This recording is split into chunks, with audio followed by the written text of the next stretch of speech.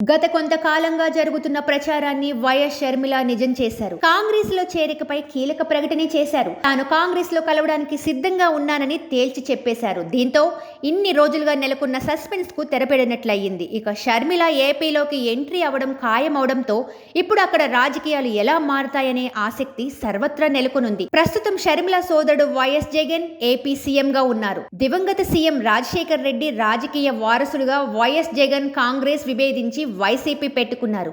వైసీపీలో షర్మిల కూడా కీలక పాత్ర పోషించారు. రాజన్న బిడ్డని, జగనన్న వదిలిన బాణాన్ని అని పొలిటికల్ తెరపైకి వచ్చారు. అయితే ఆ తర్వాత షర్మిల తెలంగాణలో పార్టీ ఏర్పాటు చేశారు. కానీ అక్కడ పెద్దగా రాణించలేకపోవడంతో ఏపీలో కాంగ్రెస్ బాధ్యతలు తీసుకునేందుకు సిద్ధమయ్యారు. తెలంగాణ కాంగ్రెస్ విజయంలో తన సహకారం ఉంది కనుకే కాంగ్రెస్ ఏపీ బాధ్యతలు ఇవ్వడానికి సిద్ధమైందని షర్మిల అంటున్నారు. షర్మిల ఏపీలో ఏ మేరకు ప్రభావం చూపుతుంది అనేది కీలకంగా మారింది. తాను కూడా వైఎస్ బిడ్డనేనని ప్రచారం చేసుకుంటుందా, అంతేకాక తండ్రి చివరి వరకు పనిచేసిన కాంగ్రెస్ పార్టీని ఆదరించండి అని అడుగుతుందా అనేది కీలకమే. ఒకవేళ షర్మిల అలా చేస్తే మీ కుటుంబం సొంత పార్టీ పెట్టుకోవడానికి కారణం కాంగ్రెసే కాదా అని కొందరు ముందుగానే ప్రశ్నించడానికి సిద్ధంగా ఉన్నారు. వైఎస్ ఇమేజ్ పక్కన పెడితే షర్మిల ఏ మేరకు ప్రభావం చూపుతుంది అనేది ప్రశ్నగా మారింది. తన సహకారంతోనే తెలంగాణలో కాంగ్రెస్ గెలిచిందని షర్మిల చెప్పడం పట్ల కాంగ్రెస్ శ్రేణులే ఆశ్చర్యం వ్యక్తం చేస్తున్నాయి. తాను పోటీ చేయకపోవడం వల్ల 31 నియోజకవర్గాల్లో కాంగ్రెస్ పార్టీ గెలిచిందని షర్మిల చెప్పడాన్ని తెలంగాణ కాంగ్రెస్ నేతలు స్వాగతించడం లేదు. ఇక వైఎస్ షర్మిల అసలు తెలంగాణలో పార్టీ ఎందుకు పెట్టారు అనేది ఇప్పటికీ ప్రశ్నార్థకమే. తెలంగాణలో పార్టీ పెట్టి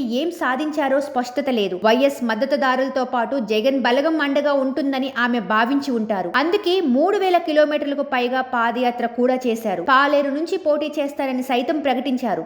చివరకు పోటీ నుంచి తప్పుకున్నట్లు ప్రకటించారు. కేసీఆర్ ను ఓడించడానికి, కాంగ్రెస్ ను గెలిపించడానికి పోటీ చేయలేదని సైడ్ అయ్యారు. దీంతో షర్మిల పార్టీ నేతలు ఇతర పార్టీల్లోకి వెళ్లిపోయారు. ఇప్పుడు తెలంగాణలో వైఎస్ షర్మిల వెంట పెద్దగా ఎవరూ లేరు. తెలంగాణ కాంగ్రెస్ సైతం షర్మిలను పట్టించుకున్న పరిస్థితి కనిపించడం లేదు. తెలంగాణ కాంగ్రెస్ అధికారంలోకి వచ్చిన వెంటనే అభినందనలు తెలిపిన షర్మిల ఆ తర్వాత సైలెంట్ అయ్యారు. ఆ పార్టీ నేతలు ఎవరిని కలిసే ప్రయత్నం కూడా చేయలేదు. కాంగ్రెస్ లో ఉన్న నేతలు, గెలిచిన ఎమ్మెల్యేలు కూడా షర్మిలని కలవలేదు. రేవంత్ రెడ్డి మంత్రివర్గంలో ఉన్న వారిలో కొందరు షర్మిల తండ్రి క్యాబినెట్లో పనిచేసిన వారు కూడా ఉన్నారు. వైఎస్ సహకారంతో రాణించిన వారు సైతం షర్మిల వైపు చూడలేదు.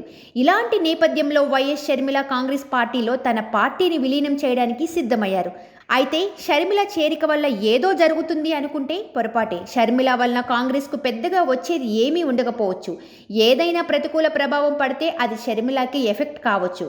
జగన్ ఇవ్వని ప్రాధాన్యత కాంగ్రెస్ నేతలు ఇస్తారనే నమ్మకం లేదనే వారున్నారు. కాంగ్రెస్ పార్టీ వైఎస్ షర్మిలను ప్రచారానికి దించినా పెద్దగా ఉపయోగం ఉండదు.